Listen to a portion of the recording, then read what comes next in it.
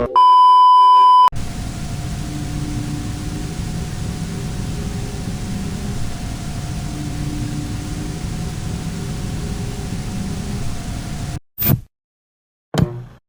acknowledge the lake, never look at it. Never talk about it. Never so much as think about it. None of these rules were ever actually spoken out loud during my childhood that would be acknowledging the lake, after all, but they were as clear as, look both ways before crossing, or, no candy from men with beards and tattoos.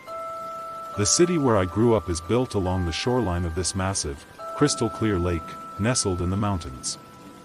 Frankly, it's a great place to grow up. There's nationally renowned elementary schools, drug-free-ish, high schools, and nature trails in every direction.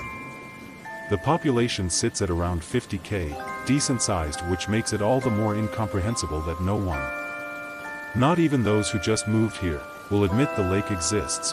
One of my earliest memories is walking with my mom on one of the trails near our house, one that skirted the lake itself. I had to be young, 3 or 4 at most. I was yanking on her arm in that relentless way little kids do and begging her to let me go swim in the lake. There's nothing there, I remember her telling me over and over. Nothing. At the time I couldn't understand her reaction. My parents never lied to me. That was always their policy. Why wouldn't she look the direction I was pointing? Now though, looking back and filling in the blanks, I remember her jaw clenched tight. A sheen of sweat on her forehead and determined eyes staring resolutely forward. Refusing to see the water just along the trail. Terrified. I realize now that's what she looked like. When I was in 2nd grade, I had a best friend. Simon.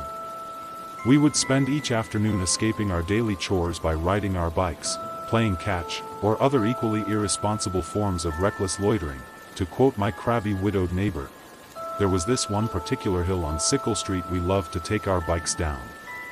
It really was massive. We had to make sure no adults were watching us when we committed speeding violations down it, or they would flip out and screech at us to wear helmets.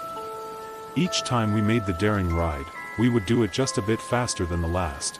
Well, one day we did our fastest yet. We flew down the hill at a speed that would have killed us if we'd fallen. Then hopped off our bikes at the bottom. Simon and I collapsed in the grass to cackle at our sheer, stupid audacity. We broke the sound barrier, I said through the laughter. Let's do it again. He said. My will almost fell off. We laughed some more, then finally calmed until we were just sitting there, still giddy like we'd accomplished something monumental. It was such a good feeling, of victory and unstoppability. Maybe that was why I said it. Do you think there's any fish in there? Huh? Simon asked. Sickle Street twisted to the right after the hill, but if you kept walking straight you'd hit the lake. That was the view we had as we'd madly flown down the hill, the lake. Surely, Simon had seen it? All these times, he had to have noticed it, the lake. I pointed at it. Do you think there's any fish in it? He stared at me. Any hint of accomplishment was gone from his expression. I'd never brought the lake up with him before. Let's do the hill again, he said. There has to be, I continued. It's fresh water. It's huge. I've never seen anybody fishing in it, but, I'm going home. There it was, the terror. The same thing I'd seen in everybody else when I dared to bring it up. Just look at it, though. You see it, don't you? I don't see anything, he said, but it's right there. It's, Simon snapped. His face morphed into a mask of hideous anger. He shoved me backwards, and my elbow gashed against my handlebars when I fell. I thought that was it, that he'd released his anger and now we could ride down the hill again, but instead Simon kicked me. He rammed his foot into my side. There's nothing there. He kicked me again. And again. And again. I suspect a rib or two broke. Not sure though. I never told my parents what had happened, and ribs heal on their own. The next day in class, Simon wouldn't respond to me. When I would bike to his house to hang out, he never came to the door. He never attacked me again, but he never looked at me again either. I became like the lake to him. Non-existent. Years passed, I mostly stopped bringing up the lake, but it was always there. Always this dark blue smudge at the bottom of my vision when I looked at the mountains. I never did stop looking at it, but nobody else would. On walks, they would face the other way. They would comment on how pretty the mountains were, but never anything else.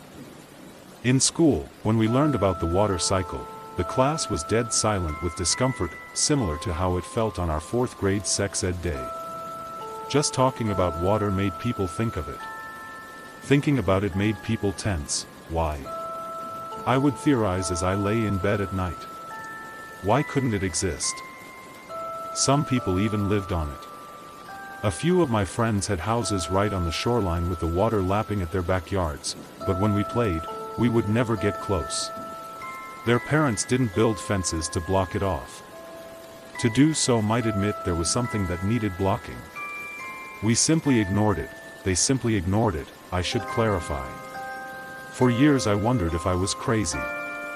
That would make the most sense. Even if I didn't have other hallucinations. Maybe somehow for this one odd thing I unexplainably did. Except how would that explain people's constant nervousness? The catch in their throat when they turned too quickly and forgot to close their eyes? How would hallucinations explain how Simon reacted years ago? Eventually, I stopped thinking about it so much. It wasn't hard. I never stooped to ignoring the lake like everybody else, but it barely affected my life. Our city was a cozy place to grow up. It was easy to forget about this one dark ink blot, no matter how massive it might be. Every once in a while, though, my curiosity would bubble up. Once, as a freshman, a new girl moved into our class halfway through the year. I cornered her after class, before she could make it to the cafeteria. So have you seen it? I asked. Hey, she said. Sorry, seen what? The lake. The girl stiffened. Her eyes went wide, and her hands started trembling. I don't know you, she said, and scurried away. She just moved here. How could she already know to pretend it didn't exist? Another time, just after I'd gotten my license, I stopped at a gas station to buy some lottery tickets. I know. You have to be 18 to buy those, yada yada, but I was friends with the cashier and anyways, it's not like I was doing drugs, so let's all move past this. Yeah, maybe we'll get a winner this time, the cashier, Gerald, said. I'm impulsive, not stupid. Nobody ever wins with these things. Somebody does. I paused. You know, I wish they did tell us who. Other states force the lotto companies to announce it, I've heard. It might make me feel better about wasting my paychecks on these. Gerald shrugged. Some things you never get to know. Some things you have to live your whole life without an answer to. Somebody should put that on a motivational poster. After that, I stopped in the bathroom. When I came out, an unfamiliar woman was talking to Gerald at the counter. Just passing through, she said. Never been here before, but the mountains are stunning. I followed her outside. Hey! I called out. The woman, holding her daughter's small hand, turned to me. You dropped this. I held out the woman's lost receipt, even though nobody in the history of anywhere has ever cared about a lost receipt. Thank you, she said anyway. You're just passing through? Sorry, I have a tendency to overhear other people's conversations. No worries. I have a tendency to speak too loudly. And yes, I am. Could you do me a favor? I asked. The woman smiled amicably. Could you just tell me what that is? I pointed. Her eyes trailed towards it. The mountains? No. Beneath it. Her face snapped back to me. Like Simon's had, it transformed to something twisted and furious, and she clamped her hands over her daughter's eyes. How dare you? She marched back to her car. The woman had never been here before. She'd barely even talked to anybody in our city, but she knew. Somehow she knew this grand, terrible secret that I didn't. Another year passed. It was my senior year, and my friends and I went to prom in a group of 8, me with my 6-month girlfriend. At the time, I knew it was ridiculous to think that Sherry, my girlfriend, and I would end up working out. She had college plans. I didn't. Now, though, looking back, I think we might have had a shot. I really do. The night was amazing. We danced until midnight. We snuck shots somebody had smuggled in behind the bleachers. By the time the teacher chaperones were shooing us out, we were giggly, buzzed, and not quite ready for it all to end. You'll be happy to hear, we at least had the good sense not to drive in our current state. We lived close anyways, so the 8 of us walked through the darkened suburb streets. No, Sherry said when we reached her best friend's house. Don't go in. Let's do something. Like what? We were all silent. None of our parents would be especially thrilled about hosting a group of intoxicated, underage teenagers. The nearest Denny's was miles away, and everywhere else was already closed. I know what we could do, I said. My words probably slurred. Something dangerous. It seemed to perk everybody up. Dangerous. In high school, that word was equivalent with fun. They followed me without questions down the street and through a grove of trees. We stood on the lake shore. Nobody spoke. Come on, I said. Why shouldn't we?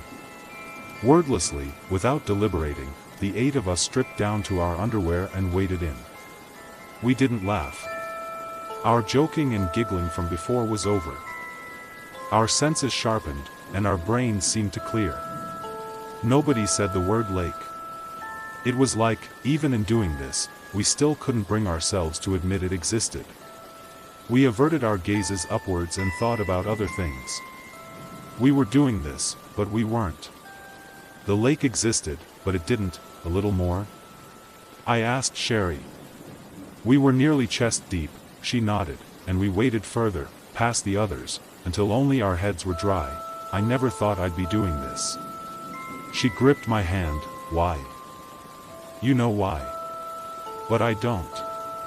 Sherry, I don't know.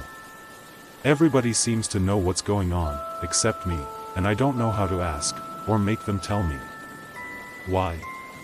Why can't we talk about? I felt it. Sherry's gasp in front of me told me she did too. Indescribable. Out of nowhere. Incorporeal. There was an immediate sense of wrongness. Something had shifted in the universe, but I didn't know what. Only that something had, and that we weren't supposed to be here. We weren't supposed to be doing this. We had to leave now. The others were already rushing back to the shore. Sherry and I followed, half swimming, half running through the dark water. I almost expected something to grab me and drag me under. But nothing did. When we sprinted from the water, we were gasping and shuddering.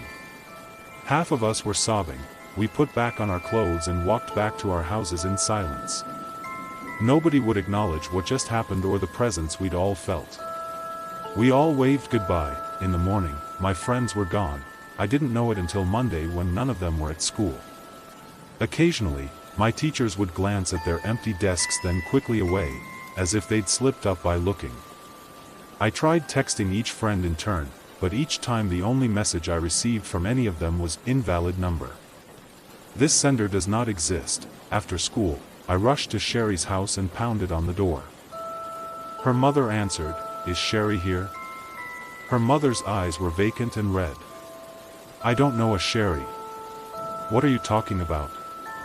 Your daughter? My girlfriend? Sherry? Her jaw trembled as if she was on the verge of bursting into tears. I don't have a daughter. She shut the door. A decade has gone by.